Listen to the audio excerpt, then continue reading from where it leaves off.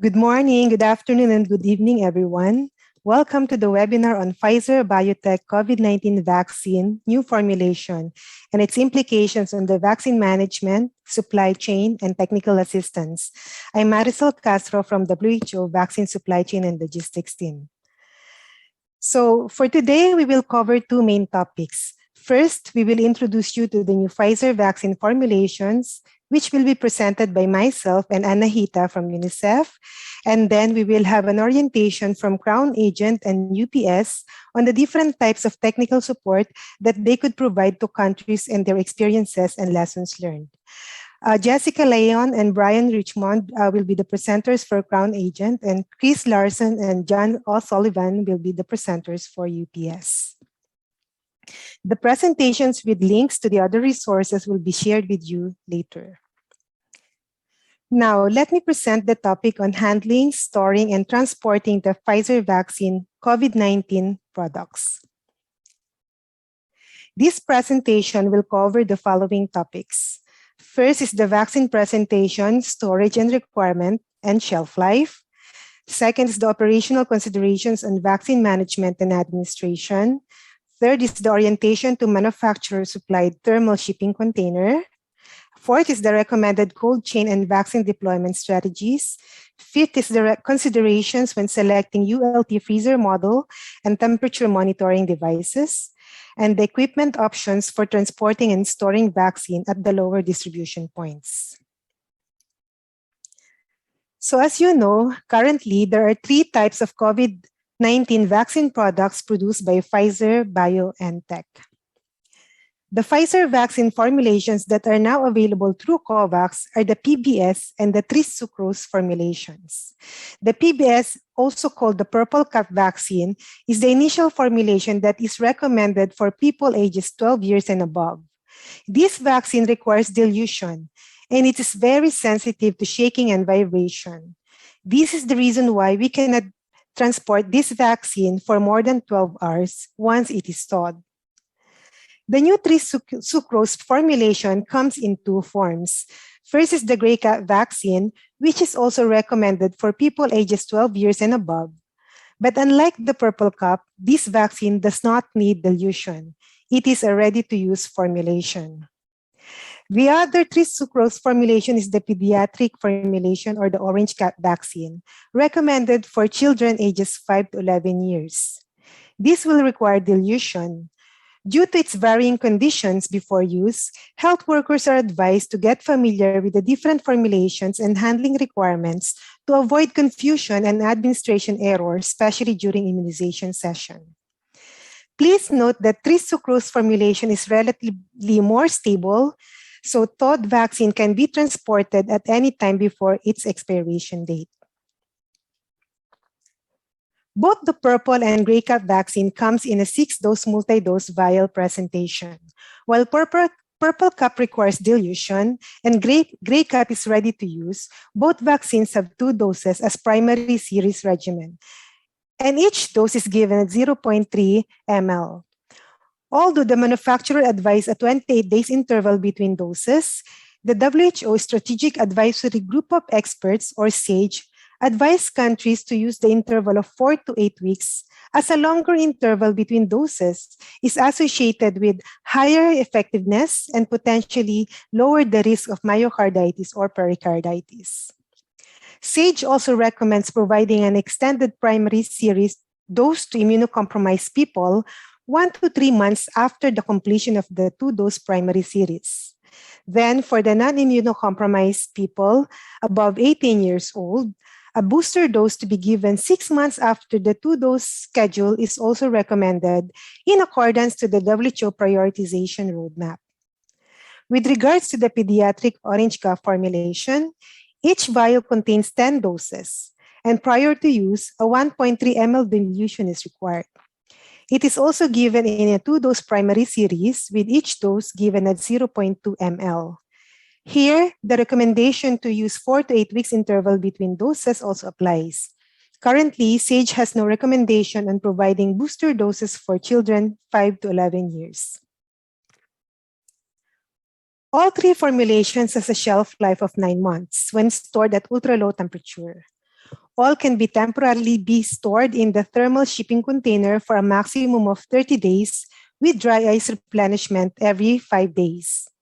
However, only the purple cap vaccine can be stored for a maximum of 2 weeks in a regular vaccine freezer at -25 to -15 degrees centigrade. The 2,3 sucrose formulation, the gray and the orange cup, cannot be stored in the regular freezer. Once thawed and stored in the vaccine refrigerator, purple cap vaccine has a limited shelf life of 31 days, while both gray and orange cap has a longer expiration of 2.5 months or 10 weeks. All three has to be discarded 6 hours after the time the vial is first punctured or at the end of the immunization session, whichever comes first. The vaccine will be delivered to countries frozen at ultra-low temperature. Once the vaccine is received, all three vaccine formulations can be stored in ULT freezer, in shipping container with dry ice, or in a regular refrigerator, with the exception of the purple cap vaccine, because this can also be stored in a regular vaccine freezer at -25 to 15 degrees centigrade. Once the vaccines are thawed, they should not be frozen again. These and the shelf life at different storage temperatures and transport requirements should be taken into consideration when planning for the immunization activity to ensure vaccine remains potent until they are administered. The vaccine cannot be frozen once thawed and opened. During session, once the vaccine is opened and diluted, they must be kept at +2 to 8 degrees centigrade. The vaccines are sensitive to heat and exposure to sun and ultraviolet light.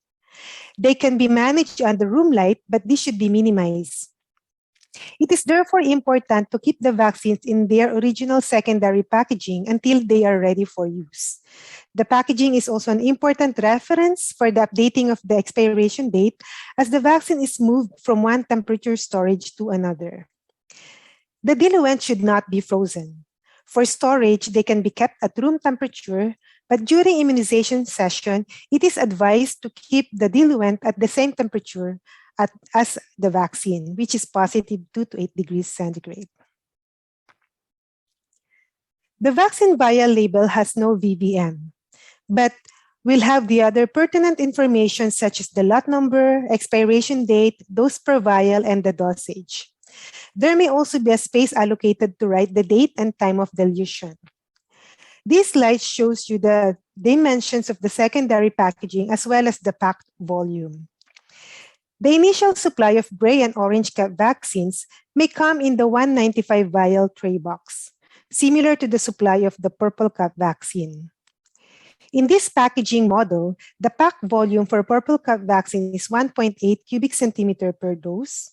For gray cap, it's 1.9 cubic centimeter per dose. And for the orange cap, it is 1.1 cubic centimeter per dose. Later supply of gray and orange cap vaccine will come in 10 vial cartons. In this packaging model, the packed volume per dose for a gray cap is 2.6 cubic centimeter per dose, and for orange cap, it's 1.5 cubic centimeter per dose. You have to keep this in mind when planning for storage and transport capacity requirement for these vaccines. So this slide shows you an illustrative example of the different packaging models for Pfizer vaccine. The actual packaging may look different. Now let's deep dive into the operational considerations on the handling and use of the different Pfizer vaccine formulations. We have already discussed the primary series, extended primary series, and the booster dose earlier. We also mentioned the reason why WHO recommends an interval of 4 to 8 weeks between the first and the second dose. Now, in case the second dose is accidentally administered earlier than the 4 weeks interval, do not repeat the dose. On the other hand, if the second dose is inadvertently delayed beyond 8 weeks, the dose should be given at the earliest possible opportunity. Please note that ideally, if Pfizer vaccine is given as a first dose, all the succeeding doses should also use the same vaccine product. However, WHO supports programmatic flexibility and supports the use of other mRNA COVID-19 vaccine products to complete the series, allowing at least a 28 days interval from the last dose. As mentioned, the WHO recommendation for booster dose applies to purple and gray cap vaccines, and the objective is to restore the vaccine effectiveness for immunocompromised people 18 years and above if they fall into the priority group, such as older adults, healthcare workers, and people with comorbidities. According to the WHO prioritization roadmap, only after reaching the high coverage among the highest priority use group should countries consider giving booster dose for other lower priority use groups. Booster dose should be given 6 months after the 2-dose regimen and as soon as possible if the 6 months period has passed before the dose can be available. The need for and timing of the booster doses for children aged 5 to 11 years old has not been yet determined. Moving to vaccine dilution and dose preparation, I want to highlight the key differences between the three presentations. The diluent volume for purple cap is 1.8 ml, while for orange cap, it is 1.3 ml. It is recommended to use either the 2 ml, 3 ml, or 5 ml reuse prevention syringe for the dilution. For purple and gray cap vaccines, the volume per dose is 0.3 ml, and the use of 0.3 ml auto-disable syringe is encouraged. For orange cap, the volume per dose is 0.2 ml, and it is recommended to use the 0.2 ml auto-disable syringe. However, this product is not yet WHO pre-qualified. Alternative syringes and needles in case the 0.2 ml and the 0.3 ml are not available will be discussed in the next slide. So for the vaccine dilution and preparation, for the alternative syringes, so first we need to keep in mind that the auto-disable syringe for 0.3 ml, preferably with a low dead space design, is needed for intramuscular injection with 23 gauge is the preferred equipment to use. And then for the purple and the gray cap. For the orange cap, the auto-disable syringe 0.2 ml, preferably with a low dead space design, and the needle for intramuscular injection with gauge 23 is preferred. So in the absence of the 0.2 or 0.3 ml AD syringes, the 1 ml or 2 ml reuse prevention syringes with intramuscular injection needle of 23 gauge can be used as a temporary alternative to AD syringes. The preferred specification for the reuse prevention syringes as a temporary alternative to the AD syringes are the volume should be 1.2 ml syringe with RUP feature. There should be a graduation of 0.05 to 0.1 ml graduation, and the needle should be fixed needle type, and the size is between 23 to 25 gauge for intramuscular injection. As much as possible, choose the one with the lowest dead space. So as each dose must contain 0.3 ml for purple and gray cap vaccine and 0.2 ml for orange cap vaccine, after dilution, the 6 doses for purple cap and gray cap, there will be 6 doses of purple cap and gray cap vaccine that can be extracted per vial. And there will be 10 doses that can be extracted from the orange cap vaccine vial. So a low dead space syringe and needle should be used in order to extract the 6th dose and 10th dose from a single vial.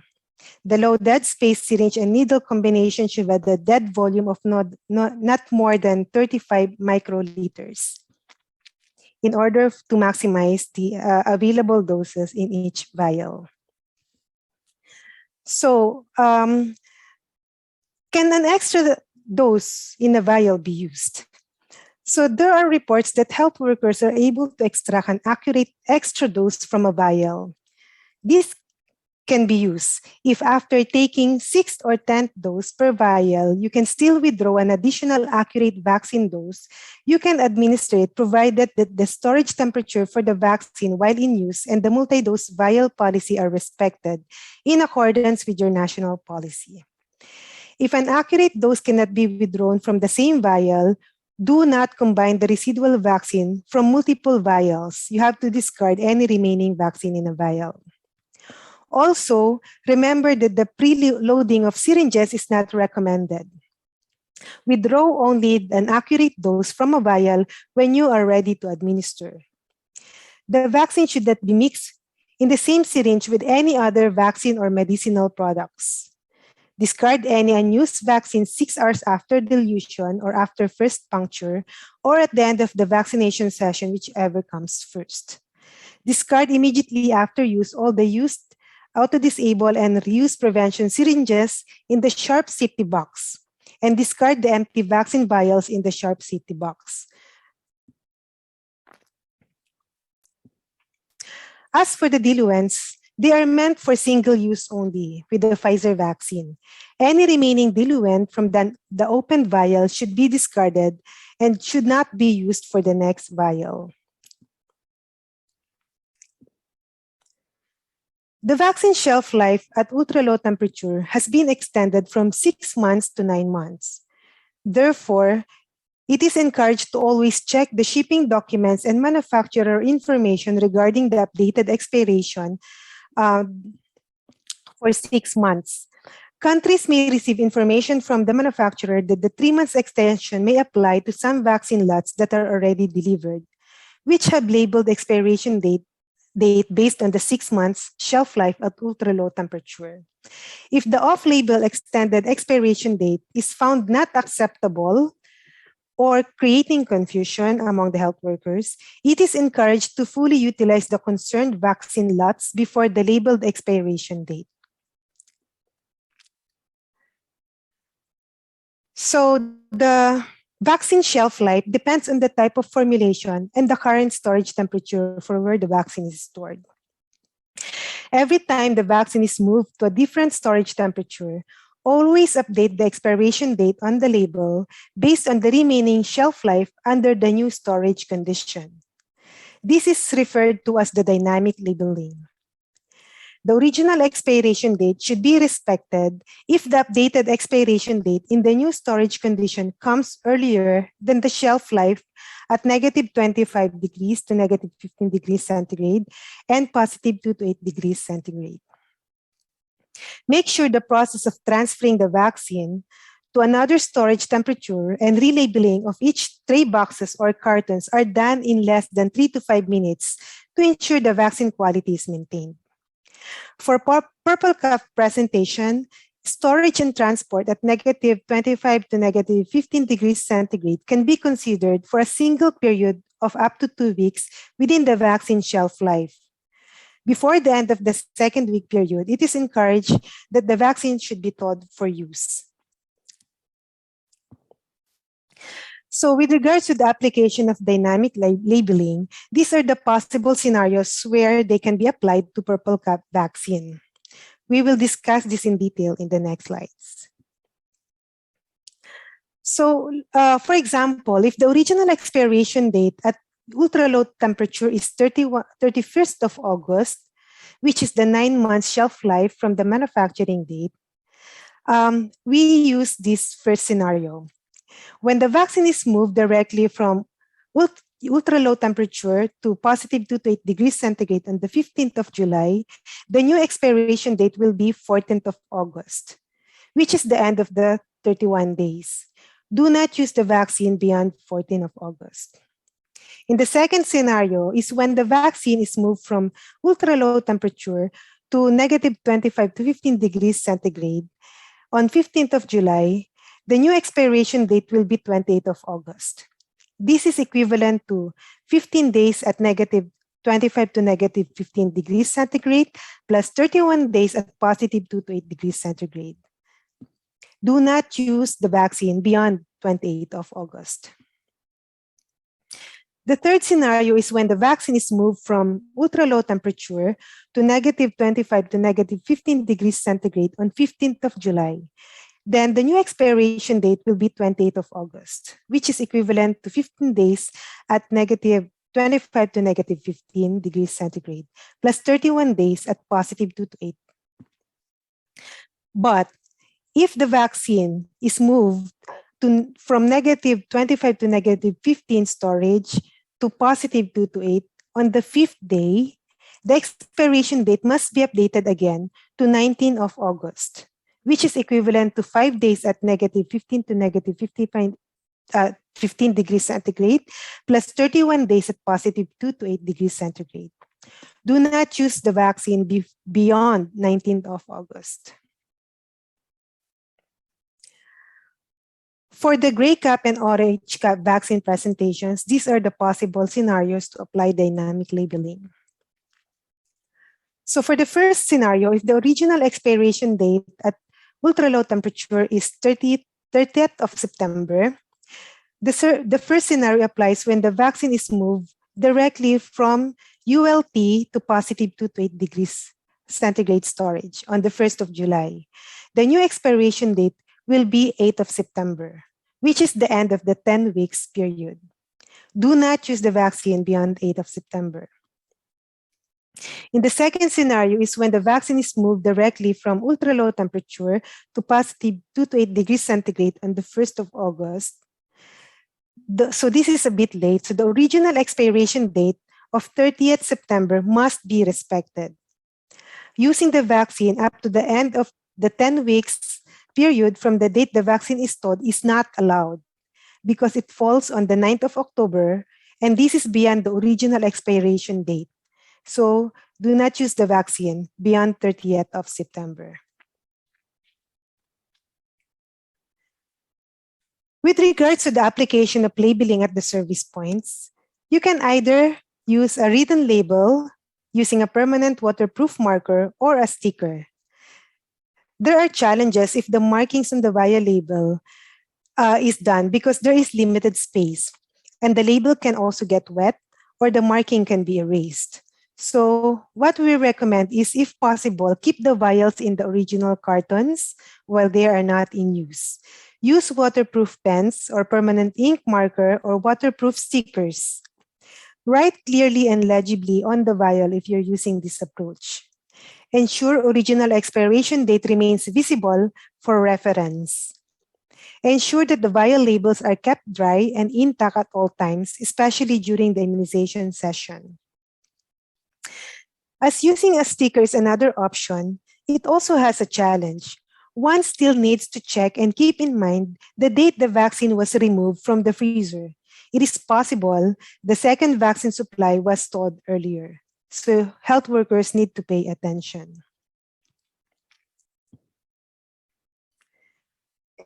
Now, with regards to managing availability of different vaccine formulation in the supply chain, we know that having this different vaccine formulation of Pfizer vaccine in the supply chain may cause confusion in terms of vaccine storage, handling, and administration. To avoid the confusion, countries using the Pfizer vaccine for the first time are encouraged to receive only the gray cap vaccine formulation. However, if having the supply of multiple formulation cannot be avoided, consider the following strategies.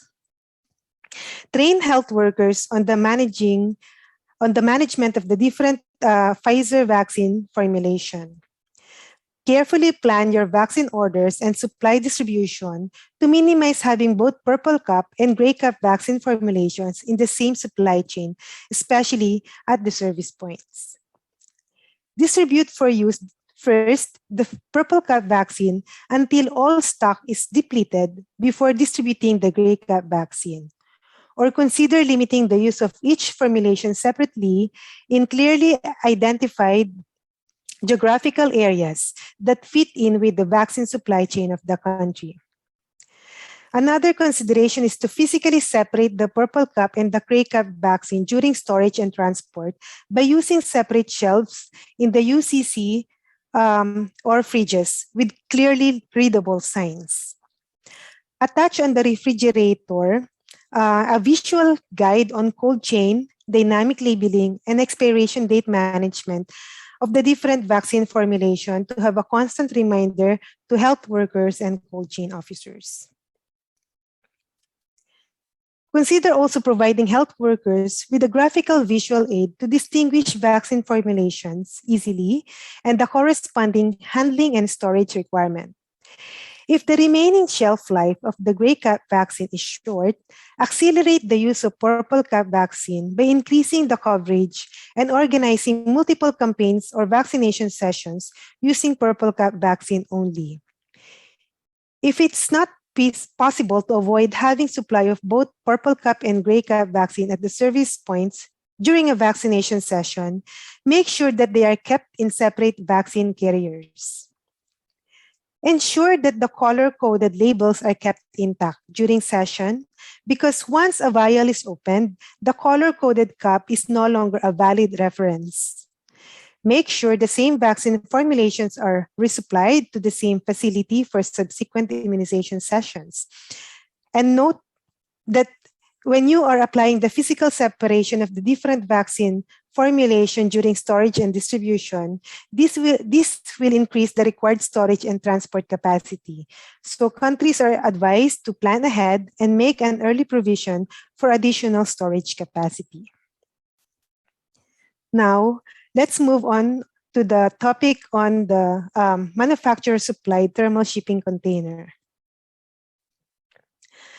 So, as you know, the Pfizer vaccine is delivered to country frozen at ultra-low temperature, and it's delivered in a thermal shipping container with dry ice and a temperature monitoring device.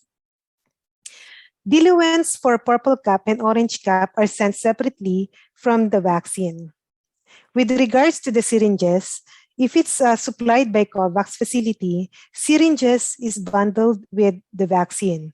If the syringe is not supplied by COVAX, it has to be ordered separately. So make sure it is in the procurement plan and is budgeted. So now let's take a look at the different components of the thermal shipping container. Although there are other models of commercial thermal shipping container designed to maintain ultra-low temperature condition during shipment, Pfizer vaccine is using a specific type of shipping container. It's either a 195-pack or 10-pack thermal shipping container for dry ice. To recognize the container suitable for dry ice, it should have the UN 1845 marking on the container external box.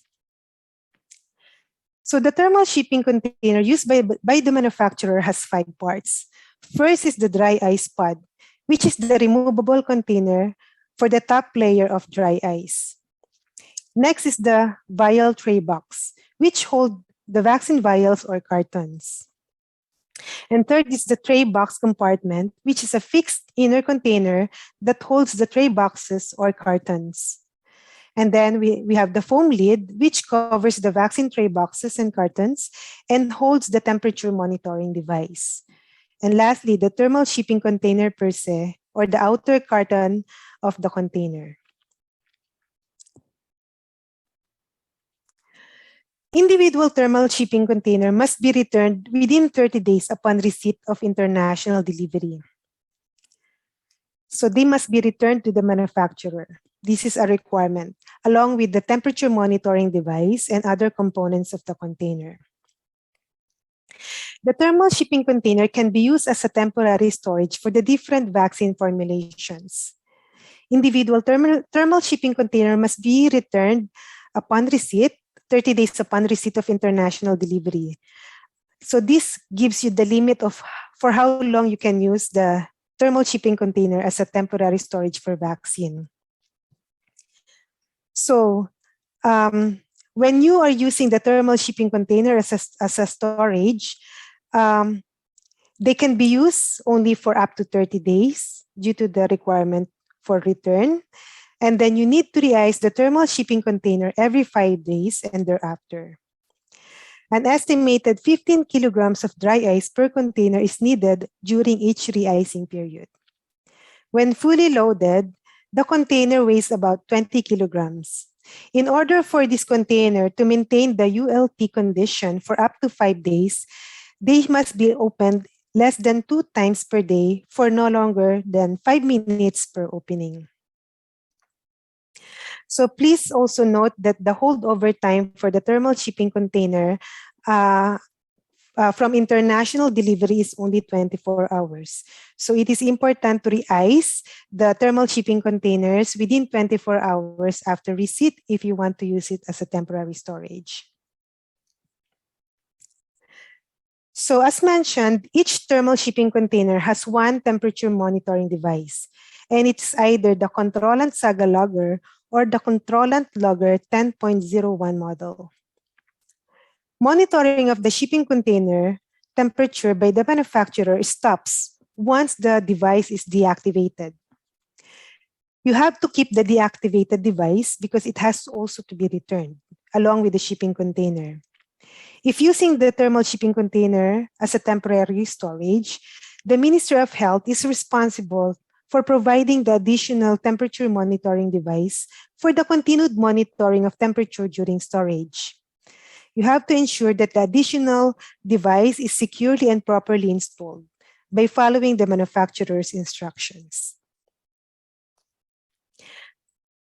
Ideally, it is recommended to select a WHO pre-qualified or NRA-approved temperature monitoring device.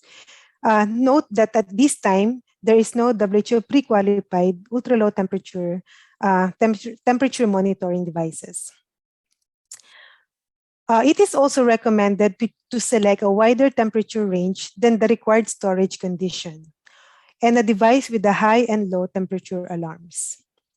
Ideally, there should be an LCD indicator showing real-time temperature reading and a startup delay option.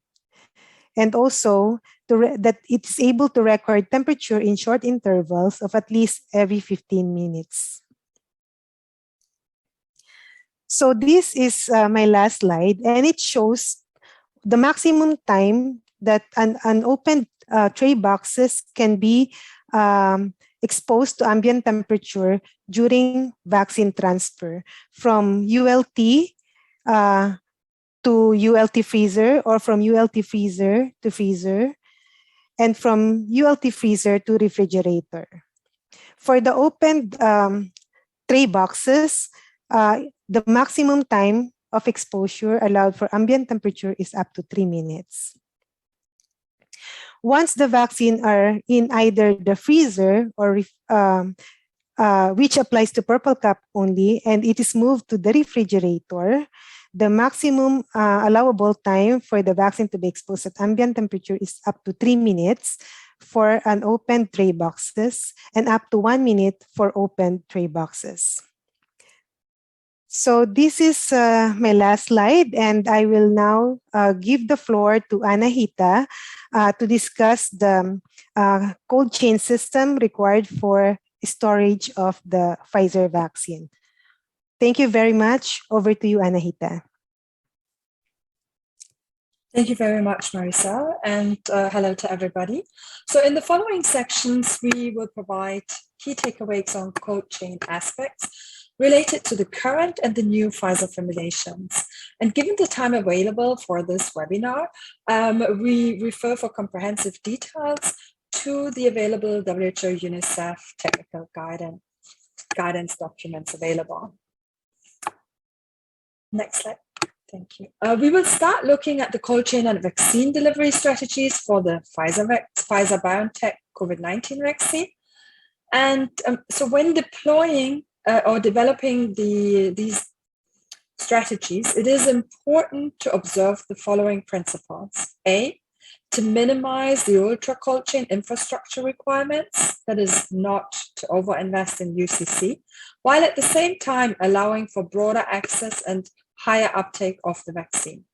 And B, to reduce the risk of closed vial wastage related to the stringent vaccine management requirements that are particularly applicable for the Pfizer vaccine with the ultra-low temperature storage for maintaining the vaccine efficacy, but also related to the ULT freezers itself, as many countries may not have extensive experience with this equipment yet, apart from maybe countries that already have managed Ebola outbreaks.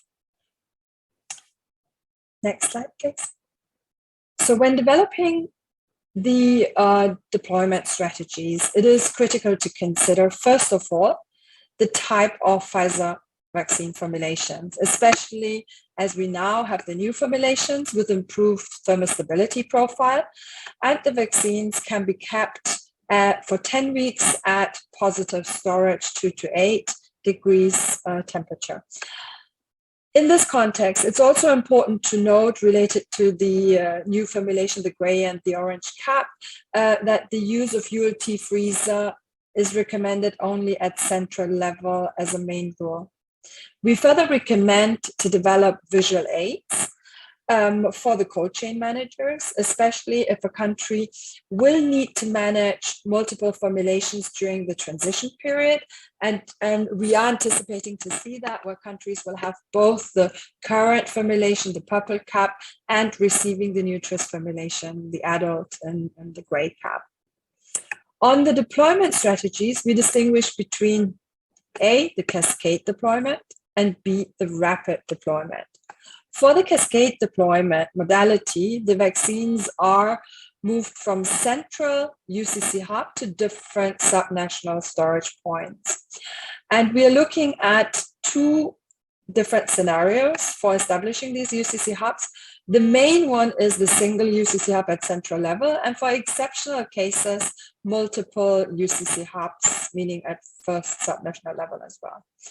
And this modality is mainly applicable for big countries or countries that are spread across a big geographical area, archipelagos, and that have like such several layers of distribution points. However, when we talk about the multiple hub as exceptional case, it is related very much to also security compromised areas or complex distribution infrastructure. On the rapid deployment modality, there we move the vaccine from the central UCC hub directly down to the service delivery points, meaning we don't have the additional storage points at subnational levels or further down. So this is mainly recommended for small, medium-sized countries with a relative good infrastructure related to districts that are close to the central storage as well. Now, just before going to the next slides, to remind, when looking at those, the important aspects on the storage temperature for the different formulations impacting the decisions on the delivery strategies.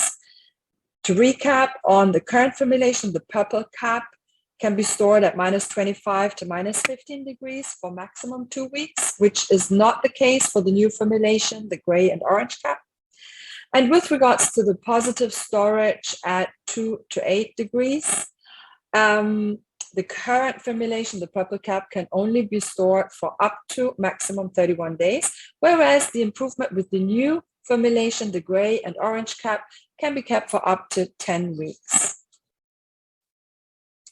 So when looking at this cascading vaccine deployment, we see here illustration of the distribution and cold chain system design based on the single hub at central level, from where the vaccine is then moved down to subnational level as a next storage point, and then further down to the district and service delivery points. When you see here the -25 to -15 at subnational and district stores, we need to flag it's only applicable for the purple cap. In this scenario, it is the immunization is conducted both at central hub as well as secondary locations. If we look at the next slide with the multiple UCC hubs, as mentioned, it should only be on exceptional basis, and it should only be for strategic locations, especially when we are now looking into the new formulations that are available. Here you see UCC hub at central store, but also UCC hub at the first subnational level. And from there, the vaccine is being brought down to the district and service delivery points. Again, -25 to -15, only the purple cap.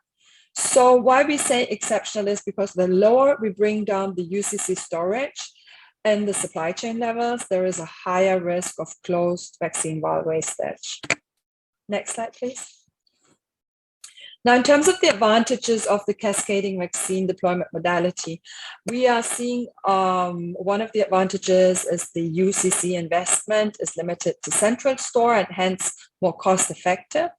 And also with the presence of regular EPI freezers at the subnational and district stores, that would, for the current formulation, the purple cap, allow the vaccine to be delivered at -25 to -15 degrees downstream, again, for maximum to be kept only for maximum 2 weeks.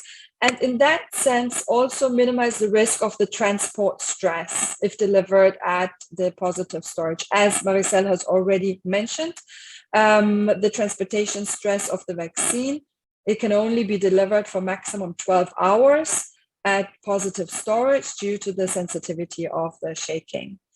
Now, on disadvantages, it's considered a slow vaccine distribution mechanism, and there's a risk of further reducing the shelf life if the vaccine is staying for a longer period of time at the subnational stores. It may yield higher transportation costs due to the additional layers, but also a higher risk of vaccine wastage due to the risk of heat exposure during the transportation. Now, if we look at the rapid vaccine deployment modality, the other strategy, here we are operating with a single hub, UCC hub only at central store. And from there, all the vaccine is delivered directly down to the service delivery points, meaning it is kept as long as possible at ULT in ULT freezers until it is needed and the vaccination sessions are being planned for. Here, as we mentioned, in terms of the transportation stress, it would be advisable with the current formulation then to deliver the vaccine at -25 to -15 degrees and then thaw it upon arrival at the service delivery points when it's to be used. The advantages of the rapid vaccine deployment modality, that is also similar to the cascading vaccine deployment modality, the cost savings, as it is looking at UCC investment only at central level store. It does support a rapid vaccine distribution to the service delivery facilities or points, and reduces the risk of having too much vaccine at subnational and district levels stored. As mentioned here, to keep the vaccine as long as possible in the ULT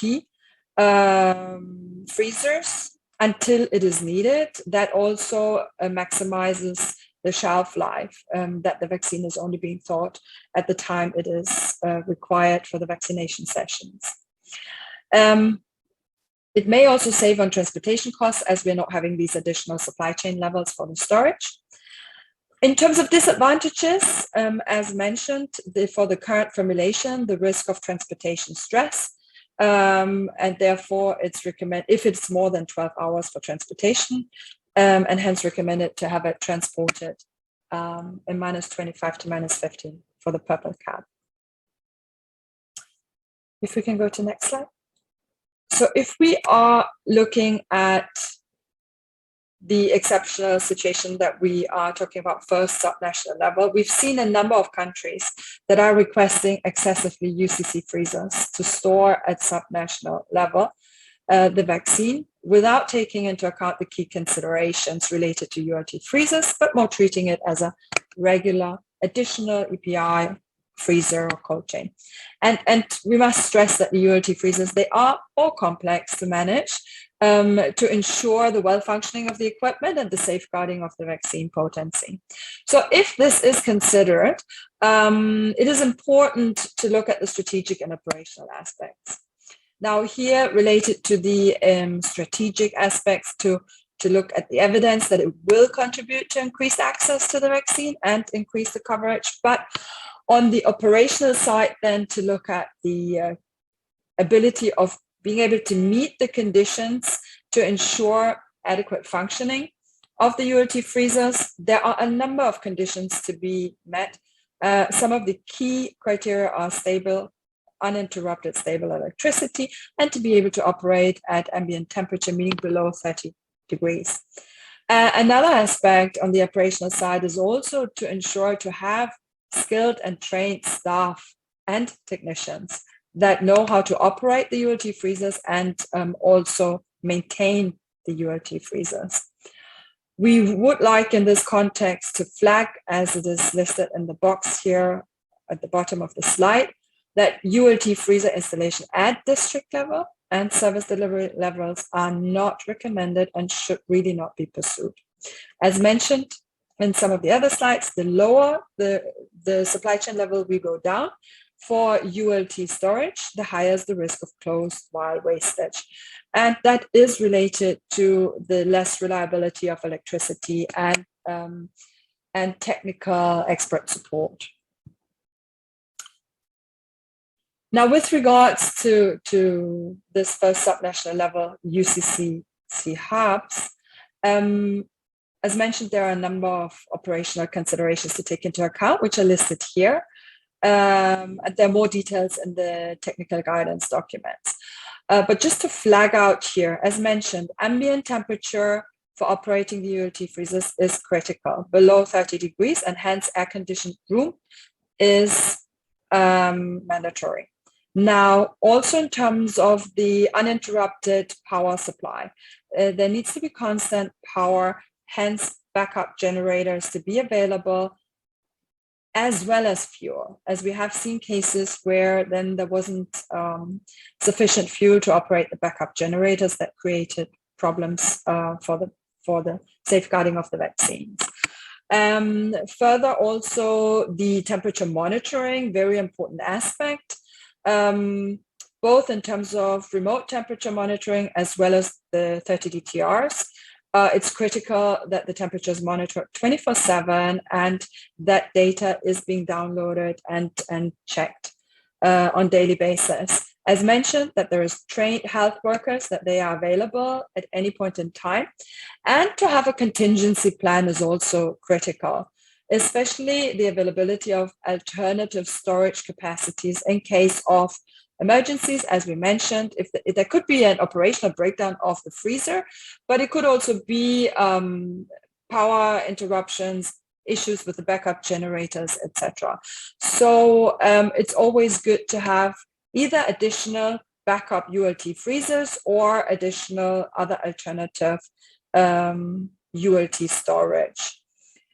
And just to flag here that if countries are also using the passive device, the Arctic, for example, and they need then to have the PCM, the phase change material, basically used as coolant, then it is important that that is not stored in the ULT freezer where the vaccine is also stored. A separate ULT freezer should be dedicated for this activity. Next slide, please. So now we will just go into a few more details on the considerations when selecting the ULT freezers. Yes, before we actually go into the ULT freezer selection criteria, just want to flag what is listed out here in the beginning of the slide. It is really important that the vaccine is kept in its originally secondary packaging when it's stored in the ULT freezers. We do understand that the secondary packaging is taking more space, hence less vaccine can be stored in the ULT freezers. But we want to stress it because we have unfortunately learned about cases in countries where vaccine has been stored in the primary packaging in the ULT freezers to maximize the number of vials that can be stored. And this is absolutely not in line with Pfizer's own recommendations and advice. So what you see in the second bullet is from Pfizer's recommendation. So it is not recommended to store the vaccine in primary packaging in the ULT freezers. Vials must be kept frozen and protected from light in the original carton until it is ready to be used. Unopened frozen vaccine should not be exposed to ambient temperature for more than 5 minutes. And the dynamic labeling that Maricel, she was explaining, has to be done on the secondary packaging. Now, going into the ULT freezer selection, first of all, to understand how much storage capacity is required, it is important to look at the vaccine delivery schedule that countries they have submitted to COVAX and look at the peak volume and use that as a baseline. And further, also to take into account any carryover stock in case of low or lower consumption in countries, that there may be stock from previous months that still need to be stored to take that into, that have not been utilized as a carryover stock. And further, to factor in surge storage capacity in case of some larger scale campaigns that are being planned, so that storage capacity is available. Each ULT freezer model can store different amounts of vaccines. Now, what we are recommending here is to use a generic formula based on the secondary packaging. The freezer capacity is calculated in liters, and the conversion ratio is from cubic centimeters to liters. When we are looking at the 195 vial tray box, the current secondary packaging, and then the new 10 vial carton that's only applicable for the gray cap, we recommend to use 4 cubic centimeter volume per dose as the multiplication factor. And this is based on the experience we have so far with country feedback as well, on the storage, the actual storage capacity that countries have communicated back for different ULT freezers and different manufacturers. And the 10 vial carton, the pediatric formulation in the orange cap, we are recommending to use 3 cubic centimeters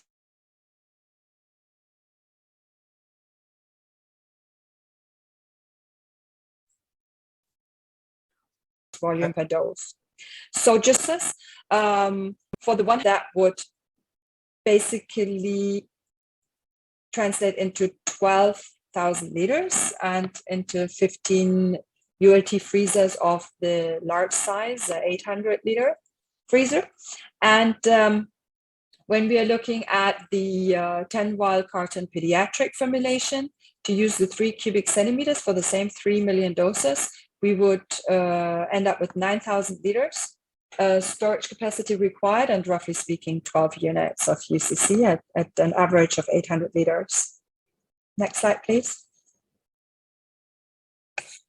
Now, other consideration is to ensure that there is always additional UCC capacity. The backup UCC freezers that we mentioned previously, here in particular related to both the operating failures of the freezer, but also maintenance, that because periodic defrosting is required for this equipment.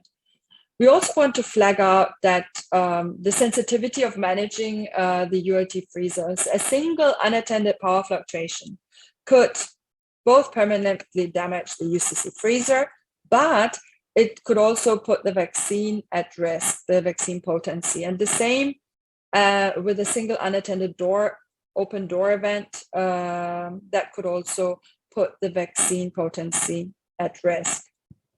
We've already mentioned the importance of uninterrupted electrical supply, and that it is recommended to have the ULT freezer connected to the main grid and always have backup standby generators, and to have a contingency plan in place. Next slide, please. Now, in terms of operating the ULT freezer, as mentioned, it is very different from a regular EPI freezer at -25 to -15 degrees. What you see on the picture here, the gentleman wearing insulated gloves to avoid frost bites. So PPE is really critical to operate the ultra-low temperature freezers, along with safety goggles. Also, the ULT freezers, they're very sensitive to ambient temperature that can affect their ability to maintain this ultra-low temperature. Hence, as mentioned, it has to be operated in ambient temperature and always have a conditioned area. The holdover time is very short of the ULT freezers before they reach the -60 degrees, which is the maximum limit for the Pfizer vaccine that it can be exposed to at the ULT, ultra-low temperature. Now, just to give an example of the power consumption of a ULT freezer, 700 liter, it would be equivalent to a 20 cubic meter walk-in cold room. So to put that in that context. Next slide, please. So in terms of the ULT equipment, different manufacturers, they operate with different technologies. And we do have currently one manufacturer that is using a new piston Stirling motor technology, which requires less maintenance and uses less power compared to the traditional ULT freezers that operate on the compressor system. Now, some of the ULT freezers, they are operating at dual temperature. That means both at the -86 to -60, but also the -25 to -15. This is what we are recommending going forward, to have investment in dual temperature equipment that can be operated and used in the EPI program post-pandemic, and is also considered more sustainable investment. In terms of temperature monitoring devices, most of the ULT freezers, they have this inbuilt, and also external control panels with temperature readings and alarms. And today we also have, or here recently, we also have 30 DTRs for ULT freezers. This is available from both Berlinger as well as Logtech as well, though it is not yet WHO pre-qualified. Slide, please. So just to summarize the key considerations for the selection of ULT freezers.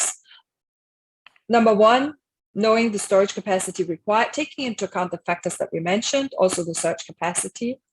To look into equipment that can be used post-pandemic in the EPI program, hence dual temperature functionality. Also, take into account the requirements for the sites, especially as a lot of space is required for the installation of the ULT freezers. In the technical guidance documents, there are all the details on the site readiness requirements. Further, the power supply, as we mentioned, in terms of main grid and backup generators, the power consumption that's high, and the required maintenance that's important. Also to take into account the temperature monitoring systems that need to be available. And when looking at that, the dual temperature functionality of the equipment, we do recommend to look at the widest possible range, meaning to look at the equipment that can operate at -20 to -86. As you see here, there are sort of like 3 different categories, but the EPI program would benefit mainly from the first one listed, -20 to -86. Next slide, please. Here, we will just quickly go through the options of the cold chain for the transporting and storing of the vaccines at the lower distribution points. With the current thermostability profile of the Pfizer vaccine, especially the new one, the new formulations with the 10 weeks at positive storage, 2 to 8. The traditional existing cold chain is being used for the lower level distribution, both active and passive. We do want to flag out here, when we're looking at the active equipment, the freezers that I mentioned here, it is only applicable for the purple cap, as you will also see illustrated on this slide. Next slide, please. So, and lastly, just to give an overview of the different passive devices by temperature monitoring, by temperature ranges, and the corresponding temperature monitoring devices. Just to flag out here on the first row, the ultra low temperature passive containers. Besides the thermal shipping containers, there's also an Arctic model. There are different models. One is the YBC-5E is specifically designed for ultra low temperature, and it has an inbuilt TMD as well in the equipment. That was all from my side, and thank you very much. And we would like to also just refer to all the rich material that is available on many different technical guidance documents. If we can look at the next slides, please. Thank you. Where you have the links here to the published material, we strongly encourage you to familiarize yourself with the material. And with this, I would like to hand over to Jessica Lanyon from Crown Agents. Thank you. Great. Good morning, good afternoon, and good evening. My name is Jessica Lanyon, and I am the team lead for the help desk and technical assistance services provided by Crown Agents. I'm going to spend a few minutes taking you through how we can help and support the Pfizer ultra cold chain rollout in your countries. I will explain how you can access the two separate mechanisms, the ultra cold chain help desk and the technical assistance long-term agreement we hold with UNICEF, as well as share some of our experiences so far. So why Crown Agents? We were the first organisation in the world to move the Pfizer vaccines across international borders for the UK government to their dependent territories. We learnt so much arranging the logistics of moving the COVID-19 vaccines to challenging destinations such as Tristan da Cunha, St Helena, the Pitcairn Islands, and even Antarctica.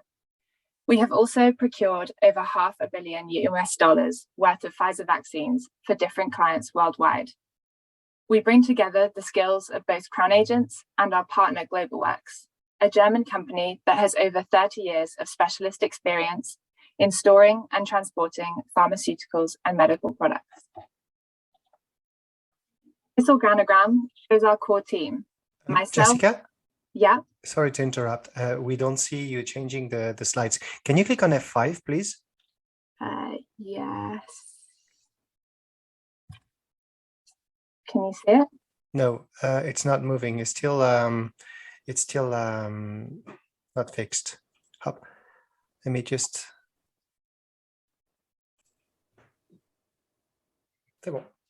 This organogram shows our core team. Myself, JG, and Catherine are the key individuals who you'd be in contact with if you were to engage with us through the help desk or the technical assistance. Behind us are numerous multilingual ultra cold chain specialists who are available to mobilize immediately.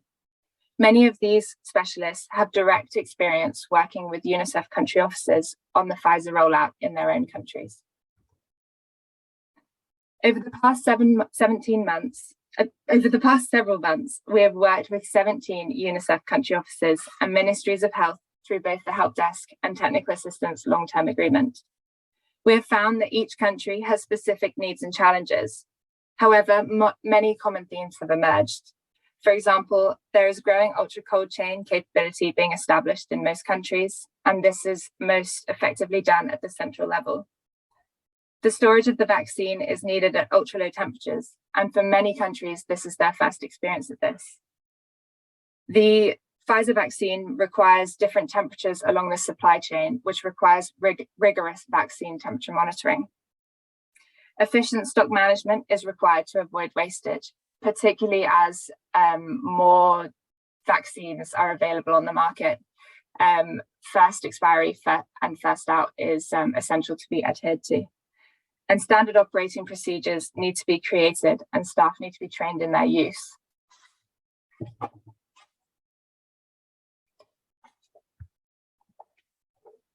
So how do we work? The help desk is the key entry point of engagement for UNICEF country officers. Through this, we'll establish a working relationship with you and gain an understanding of your particular country context. and will offer advice and support right from your initial planning stage. Our experience is that the earlier the engagement, the better the outcome. The help desk engagement often leads to longer-term requests for technical assistance. Through this, we will assign a dedicated advisor who will work exclusively with your country. And this approach can take place remotely, in country, or through a hybrid approach where they spend some time in country and some time remotely. We will work with you to develop country-specific processes, and we're also developing infographics for a number of last-mile supply chain challenges. As you can see, our support has covered many areas around the world. Our global response capability is multilingual, and to date we've provided support and advice in English, French, Spanish, Portuguese, and Russian. We've overseen the installation, calibration, qualification, provided technical training, and established maintenance schedules for 96 ultra-low temperature freezers. We've provided 60 days of training across numerous technical areas, and demand for this is growing. And we've provided over 500 days of technical assistance. All of this has resulted in 18 million doses of the vaccines being stored safely. There are often significant challenges that a country faces when rolling out their ultra cold chain and the Pfizer vaccines. One example is what happened in Burkina Faso, where we were faced with the potential expiry of 700,000 doses that had a short shelf life. We mobilized an advisor quickly into the country who was able to unlock a number of supply chain challenges, and in the midst of a coup, 91% of these vaccines were used. So the key to everything is readiness. It is never too early to engage with us. We're currently assisting one country with the establishment of a central ultra cold chain capability, even though the vaccination campaign isn't due to start for the next 6 months. The technical assistance long-term agreement is a menu from which countries can pick the support that they may need. In general, this covers the establishment of ultra cold chain sites, vaccine logistics, handling and management, and administration of the vaccine, as well as training, auditing, and ultra cold chain validation, as well as other areas of technical assistance. Through all of this technical assistance support, our overriding values are twofold. The first is ensuring patient safety, and the second is maximizing the value of UNICEF investment. As you can see, we have a clear roadmap of our engagement with countries, taking you all the way from initial engagement with us through to safely storing, transporting, and administering the vaccines. But please be aware that it is essential to get in touch with your UNICEF country office before you engage with us. Key to our support is that it is tailored to the specific country's context and needs. We have had very positive feedback so far on our technical assistance and our support through the help desk. Here are just some examples from UNICEF country offices that we've worked with so far. So we are here and ready to help. As I've said, our experience has shown the sooner you engage, the better the outcome. On this slide, you can see our contact details, but please ensure that you liaise with your UNICEF country offices to access support from us. Thank you. And I'm now going to pass over to Chris Larson from UPS.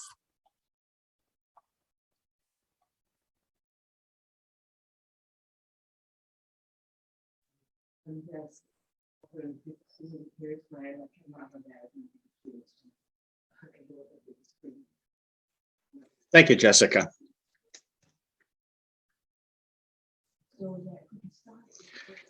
UPS is privileged to be one of the service providers, along with Crown Agents, that is working with countries to develop plans and the infrastructure to be able to handle the ultra cold vaccines from Pfizer.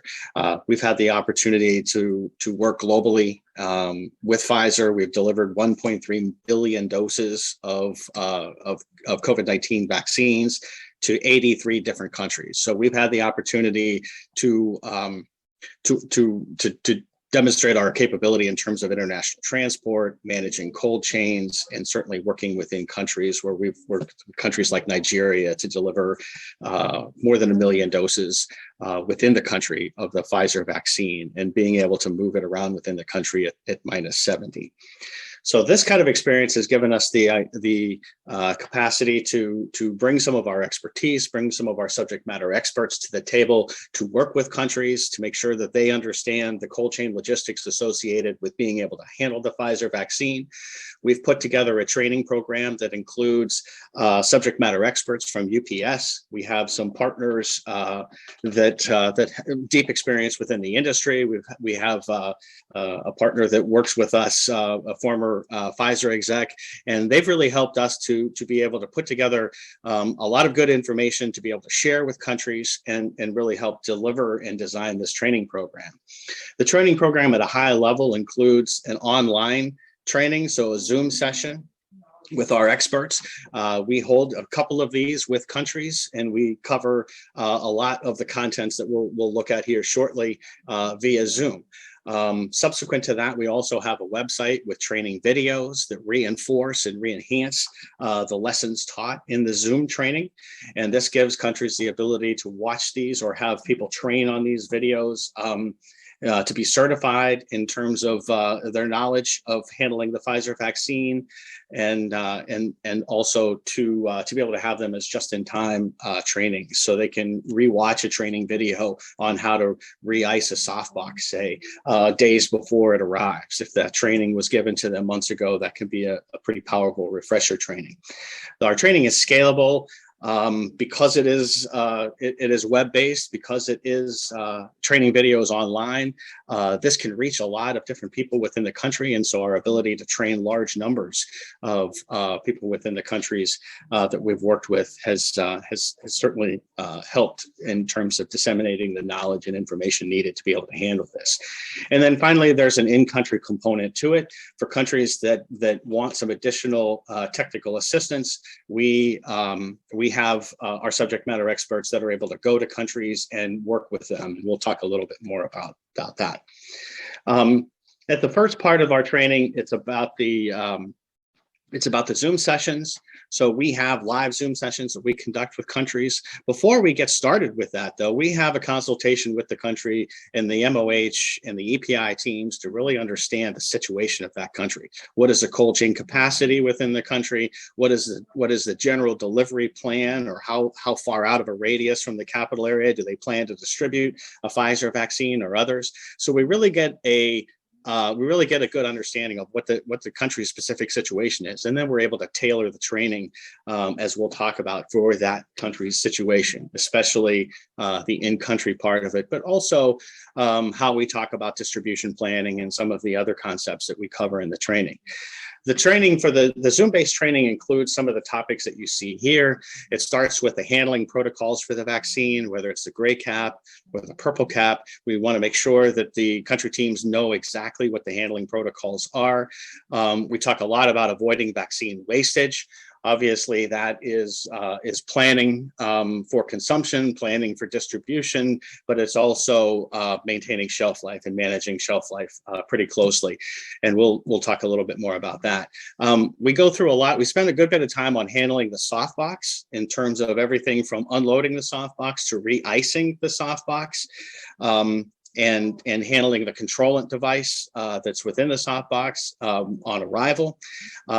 We take a good bit of time training on dry ice handling, because a lot of countries and a lot of Ministry of Health workers have not really had a lot of experience in terms of handling dry ice. So we spend a good bit of time looking at the protocols for handling dry ice, the PPE required, and so on. I mentioned replenishing the softbox. This is an important area for countries that are going to be using the softbox for storage, or even for in-country transport, for able to move these around.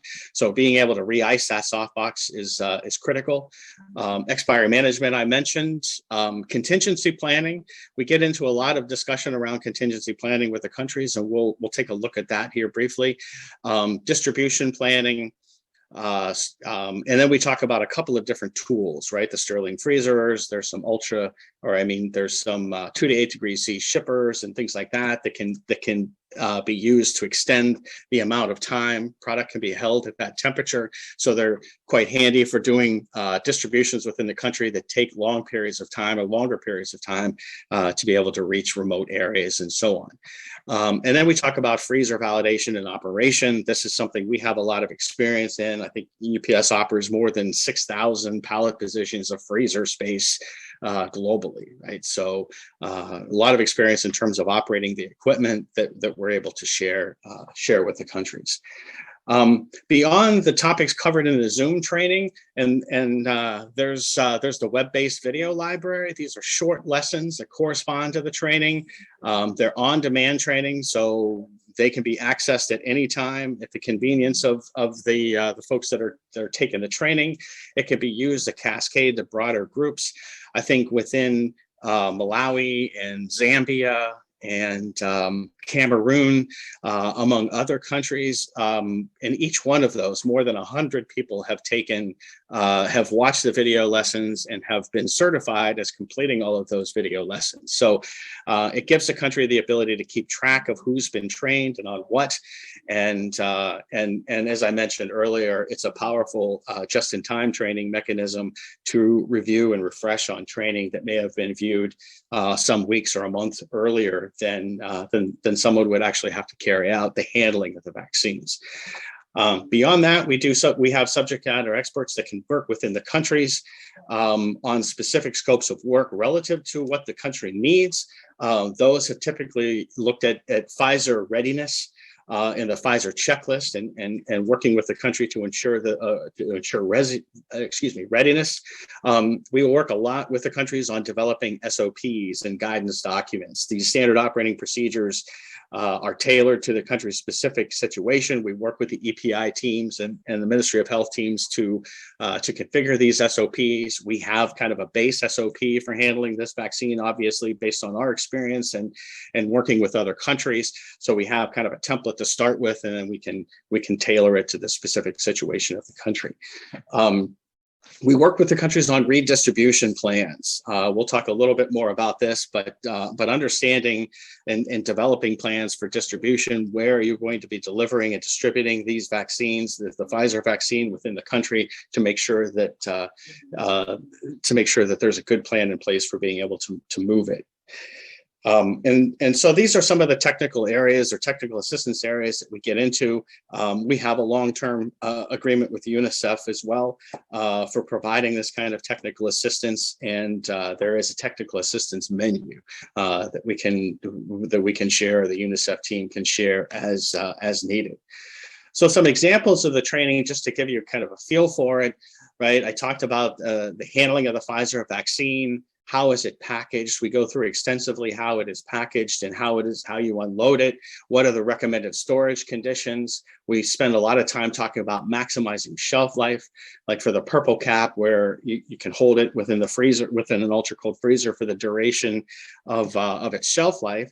But once you take it out of that, then the expiry date on the vial is no longer the standard to be measured in terms of the usability of that vaccine, right? Once it's taken out of that temperature, the purple cap has to go into a freezer, or can go into a freezer for 14 days, or it can go directly into a refrigerator for 30 days, right? The new formulation really kind of simplifies some of this in that it's in the ultra cold freezer, and then it comes for 10 weeks it can be thawed to 2 to 8 and held for 10 weeks there. But there's still the need to plan effectively, because 10 weeks sounds like a long time, and it is a lot better than the purple cap, but it's still really only 2 months or a little more than 2 months. And so countries have to plan very effectively when to take it out of the ultra cold freezers and when to distribute it down, and to be able to track that kind of that amount of time that it's into a different storage condition. Within the training, we talk a lot about how the vials are packaged, how the vaccines are packaged. Obviously, with the gray cap is going to be different in terms of how it's packaged. And so that's important to cover. I mentioned we talk a lot about dry ice and how to handle dry ice safely, how to dispose of dry ice safely, what are the correct PPE, pieces of equipment to use. So we want to make sure that the teams have a very good understanding of handling of dry ice. We talk about re-icing the shippers. We go through a lot of detail in terms of how to re-ice these shippers. We think this is a critical point, and we've seen this in a number of different countries for effective use of the soft boxes. Expiry management.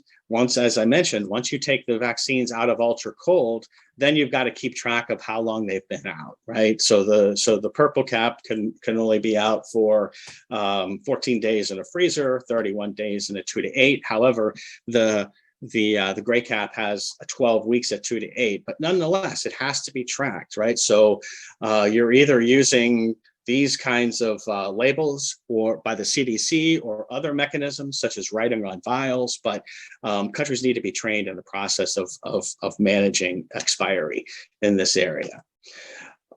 We talk a lot about distribution planning. And I mentioned this, but distribution planning, we work with countries given their specific situation. Do they have dry ice? Do they have -70 freezer capacity? How much do they have?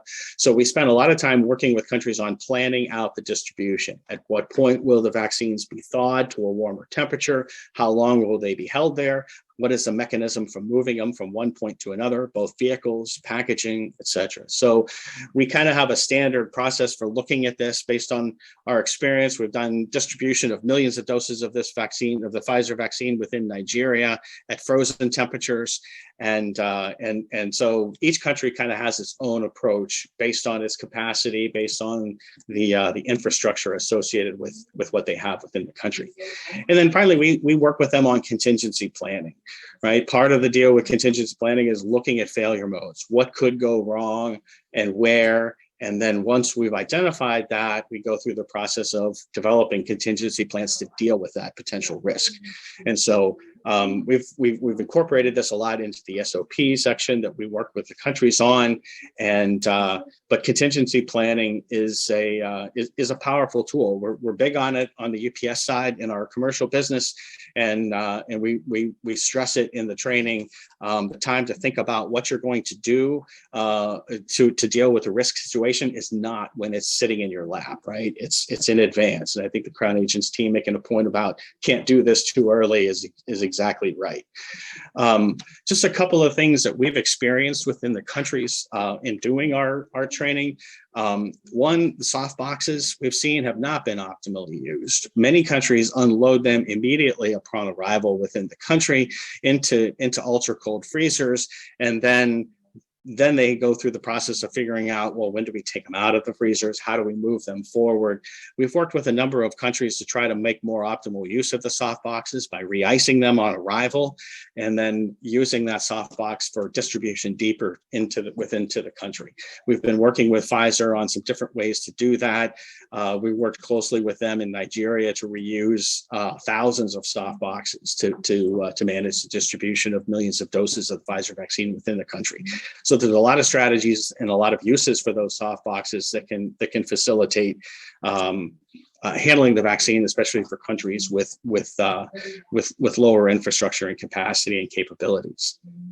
The transportation time of 12 hours is very limiting. We've seen this a number of different times and with countries, especially reaching some of the more remote areas. The gray cap and purple cap, the gray cap going to a longer 10 weeks of 2 to 8 is certainly helpful, but still this 12 hours is quite limiting. And so we've been talking with Pfizer. We know they're taking a look at this, and we're hoping to see something out of that to provide a little bit more guidance on that going forward. And then finally, demand uncertainty. This gets into a lot of the contingency planning. We saw a lot of countries that were just timid about taking the vaccines out of the -70 because they really weren't sure.